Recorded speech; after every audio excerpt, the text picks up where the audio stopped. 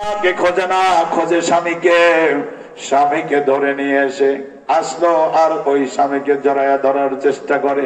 কখনো হাতে চুমু দেয়, কখনো কবলে চুমু দেয়, কখনো পা দুইটে ধরে বলে, স্বামীরে আমার পেটের সন্তান আমাকে এত জোরে লাথি মেরেছে, মনে হয় আমি আর বাঁচবো না, আমি আর বাঁচবো না। তবে একটা ওসিয়ত করে যাই, আমি দুনিয়ায় বেঁচে না থাকলেও অন্তত পক্ষে আমার মা আমার পেটে থেকে যেই সন্তান আসবে, ওই সন্তানটাকে কখনো কোনো অবস্থাতেই অযত্ন অবহেলা করবে না। আমার নারী সেরা ধন, আমার সন্তানটাকে তুমি দেখে শুনে পেলে বসে রাখবে। একটু আওয়াজ করে বলেন তো ঠিক কিনা? আমার বন্ধুগণের মধ্যে দ্বিতীয় লাথি, এই দ্বিতীয় লাথি যখন দেয়, দ্বিতীয় লাথি দেওয়ার পরে ওই যে মায়ের জরায়ুর নারীর আছে 7টা পর্দা, সন্তানের একটা লাথির কারণে মায়ের ওই 7টা জরায়ুর নারীর পর্দা এক লাথিতে ফেটে যায়। এক লাথিতে সন্তানের পেটের পর্দা, মায়ের পেটের 7টা জরায়ুর নারীর পর্দা যখন ফেটে যায়, গড়গড় করে রক্ত আসতে থাকে। মা জিহাদের ময়দানের মতো রক্তাক্ত, জিহাদের ময়দানের মতো রক্তাক্ত দেখে আমার বিশ্বনবী মদিনা থেকে ডাকলেন, মা ও আমার ঈশ্বরদের মা, পাবনার মা, ও আমার গোটা দুনিয়ার মা, তুমি টেনশন করো না। সন্তান প্রসবকালীন সময় তোমার যে রক্ত ঝরেছে, ওই রক্তটা তোমার জমিনে প্রবাহিত হওয়ার আগে একজন শহীদের সমান সওয়াব তোমার আমলনামায় দিয়ে দিল কে? আল্লাহ তোমাকে সওয়াব দিয়ে দিয়েছে, শহীদের সমান সওয়াব। ও মা, 10 মাস তুমি সন্তানকে পেটে ধরেছ, এই 10 মাস সন্তানকে পেটে ধরে তুমি ঘুমাইতে পারো নাই। 10 মাস তাহাজ্জুদের নামাজ পড়লে যে সওয়াব তোমার আমলনামায় আল্লাহ দিয়ে দিবে। 10টা মাস তুমি খেতে পারো নাই, 10 মাস রোজা থাকলে যত সওয়াব আল্লাহ রব্বুল আলামিন তোমার আমলনামায় দিয়ে দিবে। এই জন্য মা, যারা আমার শুনছেন, কথা শুনছেন, ও মা, তোমার জন্য জান্নাতে যাওয়া সবচাইতে বেশি সহজ। আমার বিশ্ব নবী বললেন, মারে তুমি ফরজ নামাজ পড়বে, ফরজ রোজা রাখবে, আর স্বামীর কথা মানবে, পর্দা মেনে চলবে। এই 4টা কাজ যদি কোনো মা করতে পারে, বিশ্ব নবী বলেন ওই মায়ের জন্য জান্নাতের 8টা দরজা খোলা হয়ে যাবে।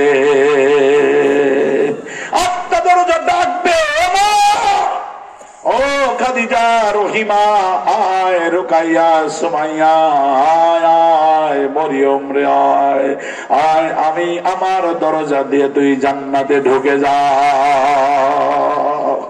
আমার বন্ধুগণ, এই জন্য বিশ্ব নবী বলেন, দুনিয়ার মানুষের পায়ের, পুরুষের পায়ের নিচে আছে জুতার মাটি, আর আমার মায়া যখন হেঁটে যায়, আমার মায়ের পায়ের নিচে থাকে আল্লাহর জান্নাত। এই জন্য মা, আপনি কখনো পর্দা লঙ্ঘন করতে পারেন না, আপনি নামাজ ছাড়তে পারেন না। আপনার সন্তানকে আপনি নামাজ পড়াবেন, নামাজ শিখাবেন, কোরআন শিখাবেন, দিন শিখাবেন, স্বামীর আমানত আপনি রক্ষা করবেন, পর্দা মেনে চলবেন। আল্লাহ রব্বুল আলামিন জান্নাতের 8টা দরজা আপনার জন্য খুলে দিবে।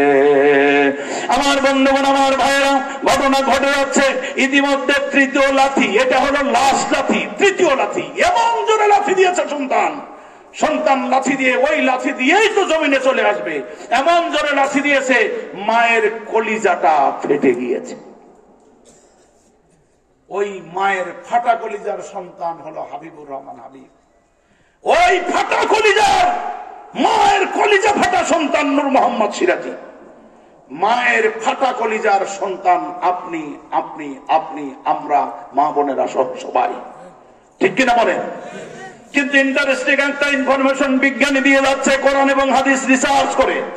ওরা বলল, এই যে মা অসংখ্য ব্যথা পাইল, কঠিন ব্যথা, ব্যথার জন্য অ্যান্টিবায়োটিক চিকিৎসা হয়, এরপরে যদি পেট কাটা হয়, সেলাই হয়, কিন্তু ওই মায়ের কলিজাটা যে ফেটে গিয়েছে, ওই ফাটা কলিজার কোন ট্রিটমেন্ট, কোন চিকিৎসা আজও দুনিয়ার কোন চিকিৎসা বিজ্ঞানী আবিষ্কার করতে পারে না। তাহলে এখন মায়ের ফাটা কলিজার কি হয়? আমার বন্ধুগণ, বিশ্বনবী বললেন হুমা জান্নাতুকা ওয়া নারুকা, ওই মা ওই বাপ তোর জান্নাত, ওই মা ওই বাপ তোর জাহান্নাম। এখন তুই সেবা করবি, খেদমত করবি, তাকে আদর করবি, যত্ন করবি, তাকে ভালোবাসবি কি বাসবি না, ডিসিশন ইজ ইয়ার্স। তোর মা তোর জন্য অনেক কষ্ট করেছে। ওই ফাটা কলিজাটা কি হয়? বিজ্ঞান কোরআন হাদিস থেকে হামালাতুহু উম্মুহু ওয়াহানান আলা ওয়াহান, এখান থেকে ব্যাখ্যা করে বিজ্ঞানীরা বলল ওই ফাটা কলিজাটা যখন ফেটে থাকে তখন কি হয় জানো? সন্তান 2 ঘন্টা 3 ঘন্টা 5 ঘন্টা মা অজ্ঞান হয়ে পড়ে আছে, সন্তান জমিনে চলে আসছে, চলে আসার সঙ্গে সঙ্গে ওই মাটা অজ্ঞান হয়ে আছে। 2-5 ঘন্টা পরে যখন জ্ঞান ফিরে আসলো, আল্লাহ বলেন আমি দুর্বিনীত মহব্বত ওই মায়ের কলিজার মধ্যে আমি তৈরি করে দিলাম। এখন মা জ্ঞান ফিরেই বলে কে আছিস, আয়, আমার বুক ফাটা কলিজা ফাটা আমার প্রিয় সন্তানকে, আমার সোনার মানিককে আমার বুকে নিয়ে আয়। সুবহানাল্লাহ। ওই সোনার মানিকটা যখন বুকে আসলো, মা স্তনের সাথে লাগিয়ে দুধ খাওয়ানোর চেষ্টা করে। কিন্তু এখানে আর একটা ওয়াজ আমি সময় পেলাম না, বলতে পারলাম না। আমরা ছিলাম আলমে আরওয়া, তারপরে আলমে বুতুন, মায়ের পেটের জগৎ, এরপরে আলমে দুনিয়ায় যখন এসেছে সন্তান, সন্তান হাউমাউ করে কাঁদে আর বলে ওম্মা ওম্মা ওম্মা বলে বলে কাঁদতে থাকে। বিজ্ঞান কোরআন রিসার্চ করে, হাদিস রিসার্চ করে বলছে যখন এই মায়ের স্তনে যখন সন্তানের মুখ লাগানো হয়, ওই সন্তানটা কাঁদতে থাকে ওম্মা ওম্মা। এই ওম্মা ওম্মার আওয়াজ মায়ের কানে যত যায়, মায়ের ফাটা কলিজা তত জোড়া লেগে যায়। সুবহানাল্লাহ ওয়া বিহামদিহি। কিন্তু একটা জেনারেল একটা জিনিস আপনি চিন্তা করেন, এই যে একটা ওয়াল, ভালো ওয়াল আর একটা ফাটা ওয়াল, এই দুইটা ওয়াল কি সমান? ওই খারাপ ওই ফাটা ওয়ালটা যদি আমরা সিমেন্ট টিমেন্ট বালি টালি দিয়ে মেরামত করি, তাও ভালোটা আর ফাটাটা কি সমান হয়? হ্যাঁ, সমান হয় না। এই জন্য মায়ের ওই ফাটা কলিজার সাথে সন্তানের নারীর একটা কানেক্টিভিটি আল্লাহ তৈরি করে দেয় বলেই আপনি সন্তান যখন ঈশ্বরদী গিয়ে, পাবনা গিয়ে, ঢাকা গিয়া, মালয়েশিয়া গিয়ে, সিঙ্গাপুর গিয়ে, ইউরোপে গিয়ে, আমেরিকা গিয়ে, আফ্রিকা গিয়া, গোটা দুনিয়ার যে কোনো প্রান্তে গিয়ে যখন সন্তান কোনো বিপদে পড়ে যায়, পশু পাখি জানিবার আগে আগে জানে মাই। কথা বলেন ঠিক কিনা? ওই যে মায়ের ফাটা কলিজা জেনে যায় আমার সন্তান বিপদে পড়েছে। একটা ছোট্ট উদাহরণ, এই যে আমি গত বছর কনকনে প্রচন্ড শীতের চাইতে অনেক শীত এবং ঘন কুয়াশা, আমি ফরিদপুরে ওয়াজ করতে এসেছিলাম, আপনাদের পাবনা ফরিদপুরে কোন একটা জায়গায় ওয়াজ করে এখন ঢাকা ফিরবো। ড্রাইভার বললো যে স্যার গ্যাস নিতে হবে, তো বললাম ঠিক আছে পাবনার দিকে রওনা হও। এই যে আপনাদের টিবোনিয়া, ওইটা কোন দিকে? সামনে না এইদিকে? হ্যাঁ, সামনের দিকে। ওই টিবোনিয়ার ওখান দিয়ে যাব আমরা, বের হব, বের হয়ে শহরের দিকে যাব। কিন্তু টিবোনিয়ার ওখানে একটা রেল লাইন আছে না, ওখানে আছে হলো আইল্যান্ড। ঘন কুয়াশায় ড্রাইভার দেখতে পায় নাই, গিয়া আইল্যান্ডের উপর তুলে দিয়েছে। আইল্যান্ডের উপর তুলে দিল, গাড়ি অ্যাক্সিডেন্ট, সামনে ভাঙচুর হয়ে গেল। ড্রাইভার সেক্রেটারি সামনে বসে কিছুটা অসুস্থ হলো, আমি পিছনে বসা। আলহামদুলিল্লাহ, এরকম কিভাবে ছিলাম জানি না, কিন্তু গাড়ি যখন এরকম ব্যাপকভাবে ধাক্কা লেগেছে বুঝেছি অ্যাক্সিডেন্ট হলো। 2 হাত সামনের সিটে দিয়ে জোরে করে আল্লাহু আকবার চিৎকার মেরেছে। আলহামদুলিল্লাহ, আমার তেমন কিছু হয় না। বের হয়ে আমি ড্রাইভার সেক্রেটারি ওনাদের খোঁজ নেওয়ার চেষ্টা করছি, ওনাদের কি হলো, গাড়ি কি পরিমাণ হলো। ইতিমধ্যে একজন নাইট গার্ড আসলো, উনি আমাদেরকে হেল্প করতেছিলেন কিভাবে আমরা এখান থেকে উত্তরণ হতে পারি। এই পরিস্থিতির মধ্যে 15 থেকে সর্বোচ্চ 20 মিনিট হবে না, 15, 17, 18 মিনিটের মাথায় আমার ফোন বাজা শুরু করলো, ক্রিং ক্রিং করে ফোন বাজছে। আমি বিরক্ত হলাম। রাত 2-2:30টার সময় এইভাবে ফোন বাজে, আবার করেছি অ্যাক্সিডেন্ট, একটু বিরক্ত লাগারই তো কথা, কি বলেন আপনারা? কিন্তু একবার ধরলাম না, তাকাইয়া দেখলাম না কে ফোন দিয়েছে, দেখি আবার বাজছে। আমি ফোনটা ওখান থেকে বের করলাম, পকেট থেকে বের করে দেখি যে আমার আম্মার ফোন। আমি ফোনটা রিসিভ করেছি, শুধু এতটুকু বলেছি আসসালামু আলাইকুম আম্মা।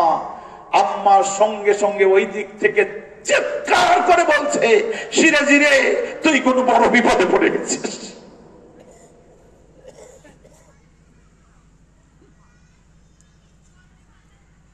ভাবতে পারেন এটা কোন মা, কেমন মা? রাত 2-2:30টার সময় মায়ের কাছে কেমনে খবর পৌঁছালো যে সিরাজি অ্যাক্সিডেন্ট করে বসে আছে। 15-20 মিনিট মিনিটের মাথায় মা আমাকে ফোন দিয়ে বলছে, সিরাজের যে কোনো বিপদে পড়ে গেছিস।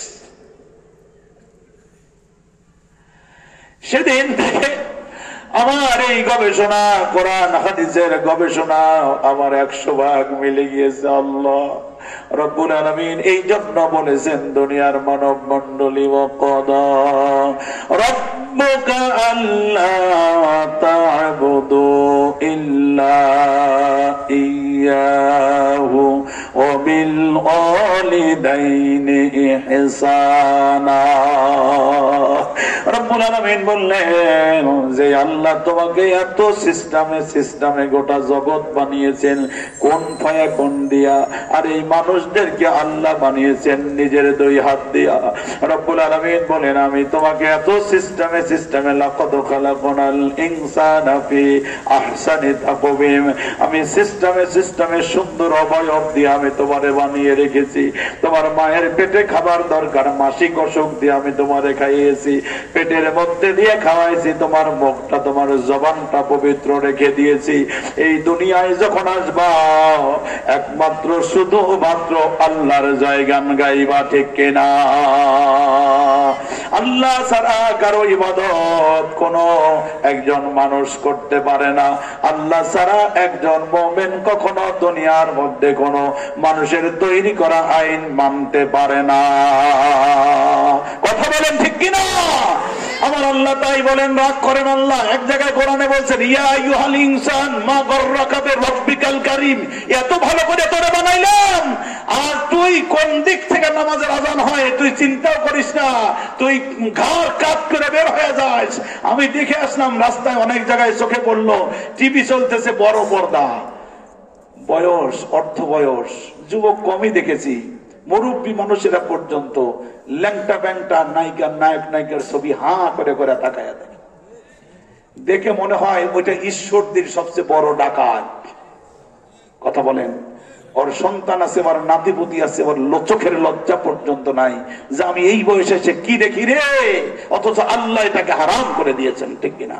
তাহলে আমরা ইবাদত করবো কার? জোরে বলেন কার? আমরা আল্লাহ ছাড়া কাউকে পরোয়া করি না, আমরা আল্লাহ ছাড়া কাউকে ভয় পাই না।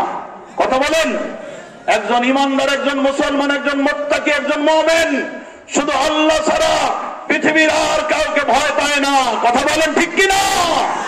আমরা ভয় পাবো একজনকে, আমরা ইবাদত করব একজনের, বন্দিকে করব একজনের, আমরা আইনও মানবো একজনের ইনশাআল্লাহ।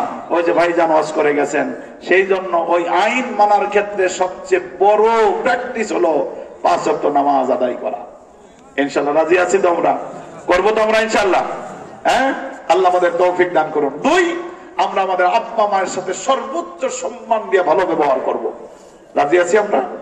মায়ের সাথে খারাপ ব্যবহার করব না। এখন একটা সমাজে প্রথা চালু হয়েছে, বাপ মরে গেছে মাকে 1 মাস 2 মাস করে করে ভাগ করে নেয়। মাটাই তোর কাছে বেশি হলো। এই যে ওলামায়ে কেরাম যারা এখানে আছেন কেউ বলতে পারবেন না বউ দোয়া করলে হায়াত বাড়বে, কিন্তু বিশ্ব নবী বললেন যদি তোর মা দাঁড়াইয়া তোর জন্য দোয়া করে আল্লাহ আমার কলজার টুকরা সন্তানটাকে রিজিক এবং হায়াত বাড়িয়ে দাও, বিশ্ব নবী বললেন শুধু তোর মায়ের দোয়ায় তোর হায়াত এবং রিজিক বাড়তে পারে। সুবহানাল্লাহর আওয়াজ শুনে মনে হলো যে এতক্ষণ গোড়ার টিম করলাম। এটা আওয়াজ করে বলেন না সুবহানাল্লাহ। এত দিলটা এত বড় কেন? এই জন্য আমরা আমার এই মায়ের সাথে বাপের সাথে কখনো দুর্ব্যবহার করব না। এই মাদ্রাসা, আজকে যে এই মাদ্রাসায় আপনারা দান করেছেন, আপনাদের জন্য 1-2 মিনিট সময় দিলাম এই জন্য যে বিশ্ব নবী বলেছেন ইন্না লিল্লাহি আহলিনা মিনান নাস, ও মানব মণ্ডলী তোমাদের মধ্যে মানুষের মধ্যে এমন কিছু মানুষ আছে